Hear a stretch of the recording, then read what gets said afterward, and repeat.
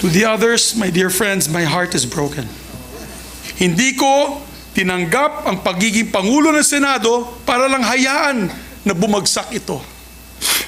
Today, I offer my resignation as Senate President of the Republic of the Philippines.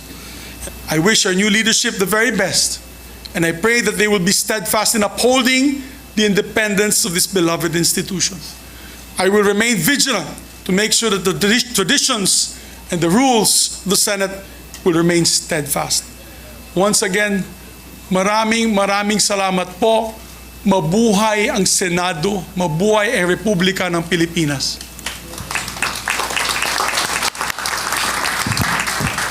Thank you very much, Senate President Juan Migz Zubiri.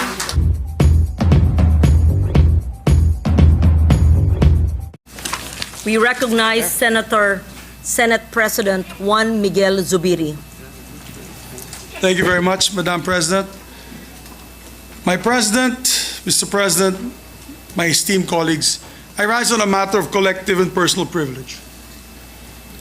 I have always said that I serve at the pleasure of my colleagues, and I thank them for entrusting me with the monumental responsibility of leading the Senate over the past 2 years. It has been my greatest honor of my life as a public servant and the greatest challenge.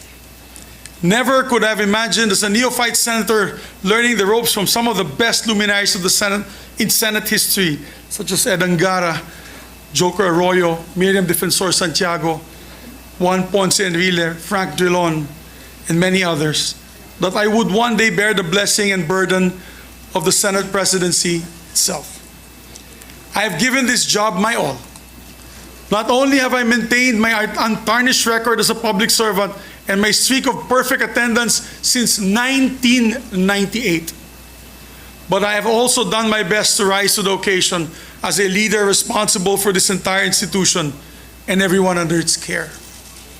Today, I look back on these 2 years with immense pride on what the Senate has accomplished and stood for under my leadership. In these 2 years, we have legislated with an eye towards progress and a heart for service. We have spearheaded landmark measures as the Public-Private Partnership Code, the Maharlika Investment Fund, the Internet Transactions Act, the Real Property Valuation Assessment Reform Act, the LGU Income Classification Act, and the Anti-Financial Scamming Act, and many other measures that bring a more dynamic economic landscape and create more jobs and opportunities for our people. On the table, we have more economic measures that we expect to pass soon. Primarily the Create More and the new Government Procurement Act. Our first year was led by our mission of national reconstruction.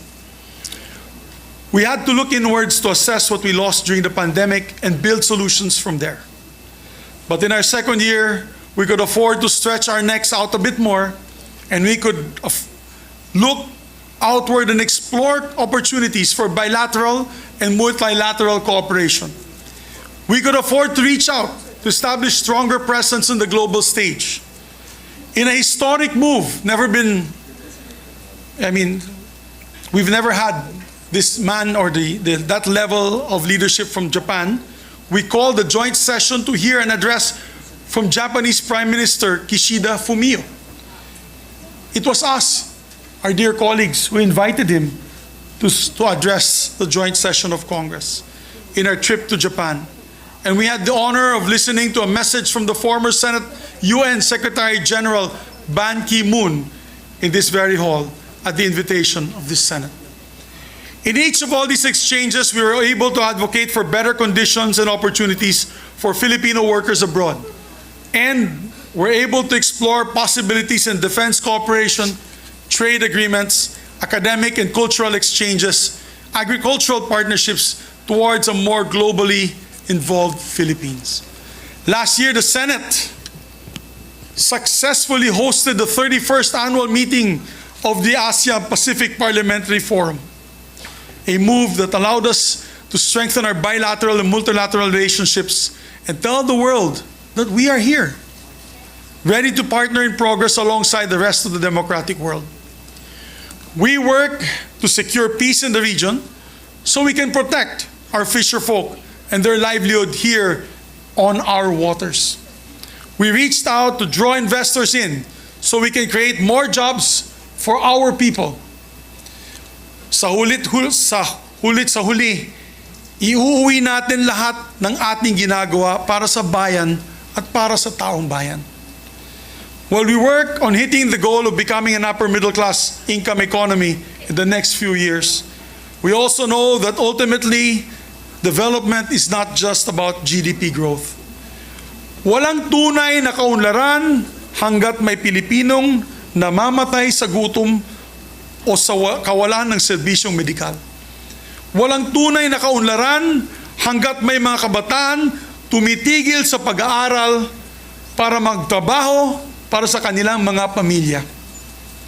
Walang tunay na kaunlaran hanggat hindi matatanggap o natatanggap ng manggagawang Pilipino ang disenteng sahod. Senate President or not, I will continue to push for the welfare of our laborers until they receive decent wages that they deserve. The Senate has also been a committed partner to the armed forces of the Philippines and Coast Guard in defending the nation. No Senate has been more outspoken in opposing foreign aggression than the one that sits today. And lest we be accused of being all talk, let me assure you that this Senate has been working hand in hand with the armed forces and the Coast Guard in making necessary budget allocations for the procurement of maritime assets, arms, and defense systems. Lagi ko nga pong sinasabi, hindi nagkukulang sa puso at tapang ating mga sundalo at miyembro ng Coast Guard. Kailangan lang tapatan natin ang tamang mga kagamitan at mga sasakyan pagpandagat at panghimpapawid para tulungan silang ipaglaban ang ating bansa. Of course, none of these measures and budgetary allocations would have reached the President's table without the vital work of our Senate employees. I want to thank from the bottom of my heart the members of the Office of the Secretary, Secretary Ray Bantug, Legislative, Administrative, and Finance Services, of course, Attorney Mavic, External Affairs and Relations, the Office of the Sergeant at Arms, my dear friend, my loyal friend and good friend, General Angkan, who ensure the security of the Senate, and of course, the staff of the senators who are all crucial to every step of lawmaking, to the whole Secretariat. Mabuhay po kayong lahat. I love you guys, you know that. So as Senate President, I'm proud to have led institutional reforms for the benefit of our Senate employees. Mahal na mahal ko kayong lahat, mga empleyado ng Senado. For one, we have made sure to repay our employees' dedication with increased benefits, especially our long-serving employees who have devoted their life's work to the Senate. Marahil ay alam naman po ninyo kung ano-ano po ang mga monetary at non-monetary benefits na naibahagi sa inyo mula sa aking pamumuno. Mabuhay po kayong lahat. And I think we've been the most generous, and I'm proud of it. We have also gone full speed ahead on regularizing our casual and contractual employees. So many of our employees, particularly the hardworking folks in the Office of the Sergeant at Arms sa OSA, are just one step away from being regularized. Tinutulungan po natin sila pumasa ng civil service exam para matulungan po natin sila sa prosesong ito. By taking care of our own, the Senate has been able to perform better, supported as we are by the great work of our Senate employees. I salute each and every one of you for the job that you do. We are nothing without you. Maraming salamat po sa pagkakataon na masuklian ang trabaho ninyo para sa Senado. You have helped shape the legacy of the Senate in its first 2 years under the 19th Congress. Now, I do not want to make any grand proclamations about the legacy of the Senate in these 2 years. Our legacy is not for us to define. Ultimately, that will be for the Filipino people to decide. All we can do is put work in and hope that our record speaks for itself. And the record, I'm happy to say, has been met with approval. Under our leadership, the Senate has seen some of the best approval and satisfaction ratings in recent history, going back to 1988. Napakalaking karangalan po ito at nabigyan po kami ng lakas ng loob na lalo pang pagbutihin ang serbisyo natin dito sa Senado. As Senate President, I look back on these 2 years with immense pride over what the Senate has accomplished and stood for under my leadership. We have been bold and courageous as a Senate, unafraid to call out injustice where we see it, whether in our sovereign seas or within our own government. We have been fair-minded and truth-driven in the Senate, despite the political noise that often surrounds us. We have been a compassionate Senate, listening to and acting on our people's call for decent jobs, equitable wages, and accessible health care. And we have been a staunchly independent Senate. Let me say that again. We have been a staunchly independent Senate, holding strong against all threats against our institution and against very threats to the very foundation of the democracy in which our nation is built. Indeed, these 2 years, I have come to realize that being Senate President is not only about leading the troops, but also putting oneself on the line. If that's what it takes to protect our institution. And so I have put myself on the line to shield the Senate from all attacks, particularly from efforts to diminish the powers of this institution as the country's last bastion of democracy. In January, we fought against the dreaded People's Initiative, which would have destroyed this very institution I'm standing here right now. God knows what I had to do to defend the Senate. Throughout all this, I could count on each and every one of our colleagues, both from the majority and the minority, whose wisdom and cooperation helps shape the identity of the Senate for this post-pandemic age. But I want to thank my leadership team and those who stayed beside me till the very end. Ma'am Lauren, my Senate President Pro Tem, thank you very much for your loyalty and wisdom. I know many times temptations have been called to you, but you've been steadfast. Maraming salamat, ma'am. True test of character. Maraming salamat. To my dear Majority Floor Leader, pare, thank you for your hard work and dedication. Isa ka sa pinakamasipag nating Majority Floor Leader. Pare, thank you for your friendship till the very end. I love you. You know that. Mahal kita. I will always cherish your support. To Sunny, possibly the best finance chair this institution has ever had, I thank you, sir. I thank you. You know, your father was like a father to me. And I'm happy to call you my brother, sir. Senator JV, what can I say? Your loyalty, your friendship and hard work, which you helped steer many important measures in this institution. Sir, I'm proud to call you my friend. Nancy,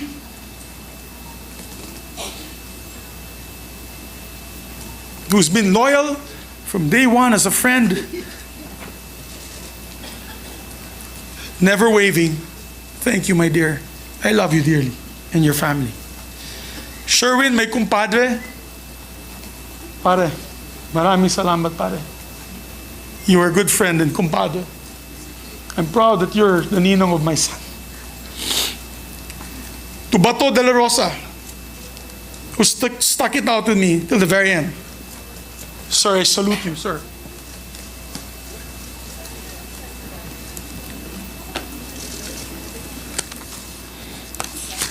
To the others, my dear friends, my heart is broken.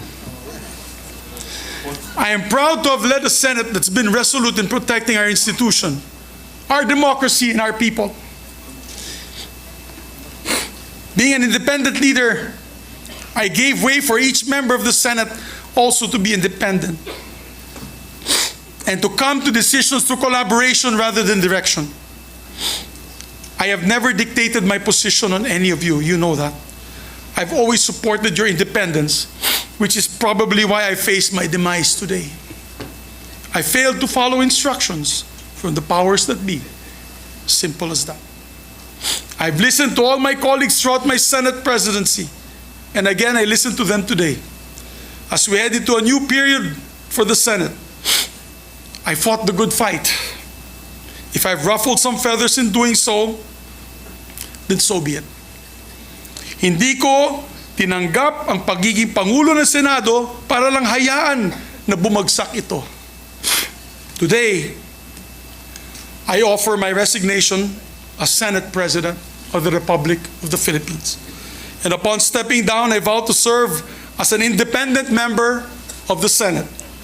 My allegiance as ever belonging only to the Filipino people. I leave with my head held high, knowing that I did what is right for the Senate and for the nation. I wish our new leadership the very best, and I pray that they will be steadfast in upholding the independence of this beloved institution. I will remain vigilant to make sure that the traditions and the rules of the Senate will remain steadfast. Once again, maraming salamat po. Mabuhay ang Senado, mabuhay ang Republika ng Pilipinas.